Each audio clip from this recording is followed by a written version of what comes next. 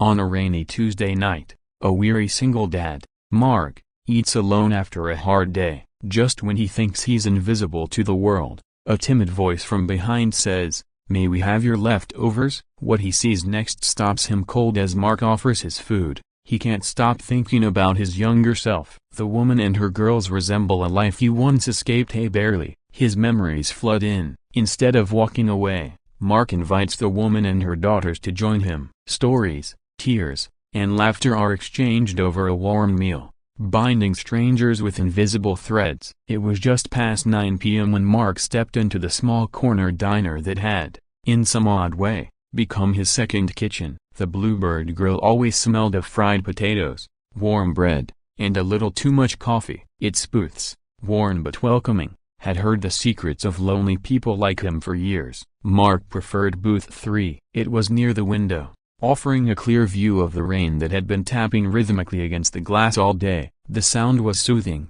a soft percussion that matched the tired beat of his heart. He placed his usual order: a meatloaf, mashed potatoes, and a side of steamed carrots without needing to open the menu. Old Janie, the waitress who'd worked there for what felt like forever, gave him a knowing nod before heading off. Mark was a single dad, though not many people would guess it by the way he carried himself. His son, Tyler, had just turned 15 and was at home, likely gaming or half-heartedly doing homework. Mark worked construction, a hard job that left his back aching and his hands calloused, but it paid the bills. He hadn't expected to raise a child alone, but life didn't exactly wait for your consent before handing you hardship. Tonight, though, he wanted a moment, just one to sit, breathe, and not think too much. That's when he heard it.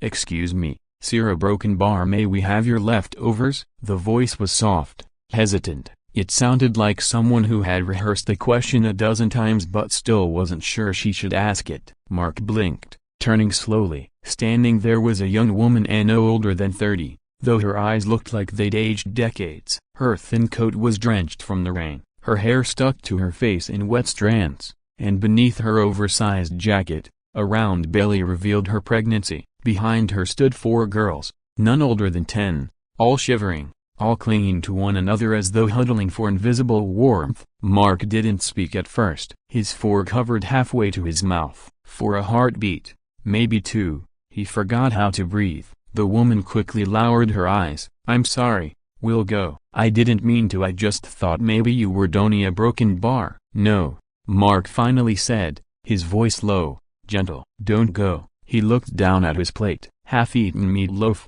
a few untouched carrots. Nothing special. And yet, to them, it must have looked like a feast. Mark pushed his plate toward the edge of the table. "Here, sit." The woman hesitated. "A broken bar, I didn't mean to make you uncomfortable." "You didn't," Mark said, shaking his head. "You reminded me." "Of what?" He wasn't ready to say. Janie had returned by now, eyebrows raised, trying to assess the situation. Before she could say anything, Mark spoke up. "Janie, could you bring a couple extra plates and a menu?" The girl's eyes lit up like Christmas. One of them, the smallest, had dimples and freckles, and her smile, despite the cold, could have melted ice. Another one had a missing tooth and kept hugging her sister tightly. They were clearly hungry, not just for food, but for safety. "I'm Mark," he said as they all slid into the booth. It was a tight fit, but no one complained. The woman sat last, her hands trembling as she placed them on her lap. "I'm Emily. These are my daughters, Ava, Belle, Charlie, and Nora." He smiled gently. "Beautiful names." Emily looked down, blinking away tears. "Thank you." "We've a broken bar, we've had a rough time." He didn't press for details. Not yet. Instead, he ordered extra meals, warm tea for the girls, and hot chocolate with whipped cream that made them giggle. He watched them eat like they hadn't tasted real food in days. Maybe they hadn't. As the steam from their drinks rose and the rain continued outside, something else rose too, something within Mark, a memory, buried deep and long ignored. The way his own mom had once begged for food when they were living in a car. The way he'd held his baby sister while their dad disappeared for days at a time. The shame, the cold, the hunger. He had seen himself in those little girls. His throat tightened as he looked at Emily again. Not just a stranger, but a reflection. A single parent doing everything to keep afloat, to keep her kids warm, fed, and loved, even if it meant asking a stranger for leftovers. The silence stretched, but it wasn't uncomfortable. It was the silence of people beginning to trust, beginning to heal. Mark never finished his meatloaf that night. Instead, he watched as 5 hungry souls filled more than just their bellies. They filled something in him, something he didn't know was empty, and that was only the beginning.